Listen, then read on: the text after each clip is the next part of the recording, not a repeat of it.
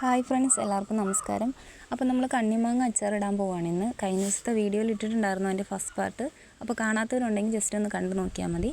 അപ്പോൾ നമ്മളിത് അന്നിട്ട കണ്ണിമാങ്ങ എടുത്തിട്ട് അച്ചാറിടാൻ പോവുകയാണ്.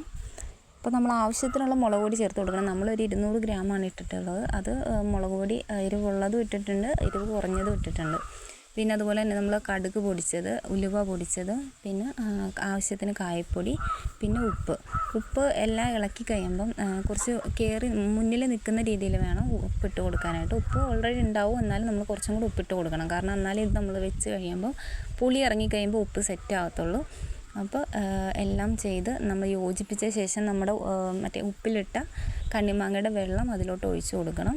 എന്നിട്ട് അത് നന്നായിട്ട് ഇളക്കി നല്ല മിക്സാക്കി കഴിയുമ്പോഴേക്കും നമ്മൾ ഡെപ്പിലാക്കിയിരിക്കുന്ന കണ്ണിമാങ്ങ എല്ലാം അതിലോട്ടിട്ട് ഇളക്കി ഒരു പറഞ്ഞു വരുമ്പോൾ ഒരു 3 മാസം 2-3 മാസത്തേക്ക് അത് വെക്കണം. എടുക്കരുത്. ഭരണിയിലാക്കിയിട്ട് നല്ല അടച്ച് വെച്ച് കഴിഞ്ഞാൽ അതൊരു 3 മാസം കഴിഞ്ഞിട്ട് എടുത്തിട്ട് പിന്നെ നമുക്ക് ഉപയോഗിക്കാം. അത് കഴിഞ്ഞാൽ ഒരു വർഷത്തോളം 1.5 വർഷത്തോളം ഒരു കേടുപാടും കൂടാതെ നല്ല സൂപ്പറായിട്ട് നല്ല കിടിലൻ ടേസ്റ്റായിട്ട് തന്നെ അച്ചാർ ഇരുന്നോളും. ഒരു കുഴപ്പവും സംഭവിക്കത്തില്ല. അപ്പോൾ നമ്മുടെ വീടുകളിലൊക്കെ ട്രൈ ചെയ്ത് നോക്കണം.